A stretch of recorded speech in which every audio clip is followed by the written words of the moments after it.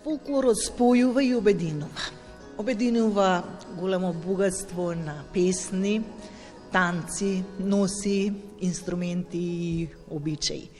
Тоа е израз на тага, на љубов, на радост. Вие и вашиот едукативен центар со особено внимание и посветеност го негувате. Кај кого постои поголема заинтересираност за фолклорот? Кај помладите или кај постарите? Така, многу убаво кажа напред се. Па би рекла дека заинтересираноста е кај двете групи, кај помлади, кај постари, но веќе, ако еве да бидам искрена, некако се повеќе има заинтересираност кај постарите групи, односно ветеранските групи што ни се. Ние лично за себе избрала за нашиот ансамбл дека овие 2-3 години имаше да кажеме една таква наезда на ветерани и упис кај што секојдневно звонеа вакво ветерани и поранешни играорци, луѓе кои што сакаат да научат македонски ора и кои што никогаш во животот немале можност да ги научат. Така да бевме приморани да отвориме оваа година и трета група на ветерани, ама сепак имаше и дечиња, но да кажам дека се повеќе и повеќе некако дали со самиот живот, темпо на живот, технологија, воспитување на дечињата, некако се помала е заинтересираноста.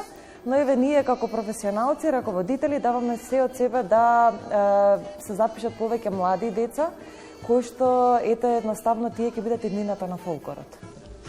Секој чекор на сцената е резултат на 1000 чекори заднеа. Се чини не е лесно да си играорец. На што ги учите вашите играорци? Па да бидам искрена, прво и основно нешто на кое што ги учам моите деца се оние духовни вредности. Зборам, практикувам оној холистички пристап на работење со децата, пред се ги учам да бидат добри луѓе, да бидат добри деца. Многу често знам на часовите да им кажам и да бидете најдобри игрорци, најдобри техничари. Ако не си добар човек, сето тоа нема никаква вредност. Прво, работиме на она духовна вредност кај секое детенце, да си помагаат меѓусебно, да работат заедно, затоа што фолклорот е една тимска работа. Фолклорот сплотува и мора сите да функционираме како тим. Другата работа за која што едноставно, да кажам, мора да секој детенце да чувствува, фолклорот, да кажам, кога искочат на сцена, мора да го чувствуваат со секој атом на своето тело. Мора да ти игра и срцето и душата, додека си на таа сцена, а ако не игра срцето и душата, сигурно нешто погрешно работиш, така да пробувам да им садам да имат емоции за ова што го работат. Значи не е само механички да се одигра сето тоа, да се представи пред публиката, ние треба да пренесеме емоција на публиката. Емоција што публиката онака ќе ја доведе да ја расплаче, да ја одсреќа во сето оно што ќе го представиме. А подоцна иде она работа каде што поставуваме тело, работиме на антрополошки позиции на телото, да биде исправено како што треба, нели, да изгледа еден играорец. Работиме исто така и на синхронизирано движење, каде што имаат корепетиција со тапан, да може секој да го слуша ритмот во главата, пошто тоа е основна работа за еден играорец, многу добро да биде ритмички точен во играта, а подоцна почнуваме да работиме изворни македонски ора, па со текот на годините, како ќе сработиме ора, веќе прераснуваат тие во кореографија. Да. Што го бодри еден играорец кон успехот, кон аплаузот на публиката? Па, да кажам, публиката е еден најважен и многу значаен дел од самиот представување на сцената. Публиката ни дава енергија. Пред се ние играчите меѓуседно додека се гледаме, си даваме енергија, многу често знаеме да искомуницираме со оркестарот и тие да ни возвратат на сето тоа, така да кога сме сплотени сите заедно, кога има една прекрасна енергија, верувам дека и публиката на крајот ги покажува своите овации со громогласен аплауз. Фолклорот е традиција во вашето семејство, но вие сте пример како кон традицијата се додава и нешто модерно. Зад вас се 2 етноелектопроекти. Што значи ова?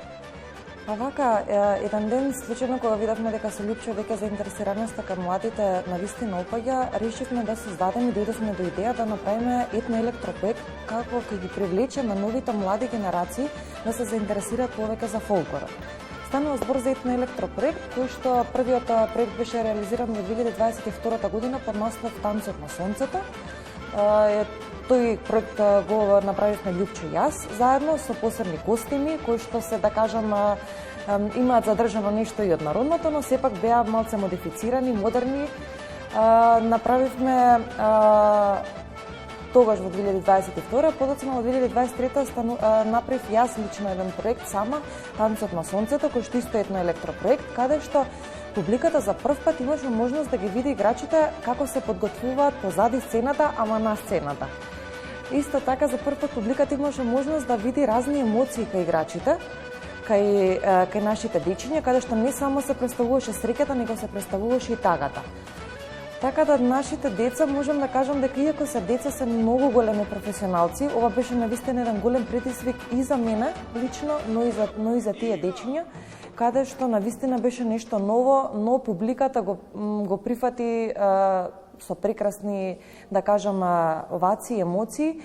Пројде многу убаво, па здравие Боже, планираме можеби некој трет дел на Танцот на сонцето во иднина. Инаку да се дообјасниме, Љупчо Маневски е вашиот татко. Тој е шеф на играорниот кор во нашата национална гордост во танец. Сега кога сме кај танец, и вие сте професионално ангажирана како играорка во играорниот кор. Се ближи 20 декември, тогаш ќе биде и големиот завршен концерт годишен концерт на танец. Дали ја се подготвена? Па да кажам дека веќе сме при крај со подготовките за концертот. Оваа година на 20 декември го испраќаме Љупчо Маневски, кој во едној првенец на ансамблот танец. Значи да само една мала исправка, тој беше порано шеф, сега е првенец на ансамблот танец. И на 20 декември ќе имаме едно така свечено испраќање за последен пат на сцената кон него, ќе биде посветено така неколку точки со негова кореографија и на крајот тој ќе се представи се на завршна точка пред публиката која што навистина ќе биде во голем дел дојдена за него да го испрати како што треба достоинствено. Како се подготвувате за вашите настапи? Мислам се да тоа изгледа прекрасно, ама позадината нели се носи секогаш своји последици, многу работа, многу труд вложено во сето тоа. Секој сабајле наутро имаме гимнастика, истегнување нели на телото, загревање на телото, подоцна работиме репертоарски дел кој што ќе треба да се изведе на сцената на 20 декември. Пред секој концерт, да кажам, секој од нас имаме техничка проба за да видиме формации, слики, кој до каде може да се движи на сцената, тоа се основни работи пред секој настап што ги правиме ние играчите. Па подоцна групно или индивидуално секој од нас се загрева пред настапот во однос на телото, да не настане подоцна некакви повреди или слично. Така да работиме на дишење сите заедно, гледаме да го смириме и телото и умот пред секој настап, да влеземе во еден посебен наш свет, да кажам, во една длабока концентрација за да се изведе безпрекорно како што е самиот наш танец. Благодарам што денеска бевте гостин на емисијата во живо. Ви благодарам и на вас.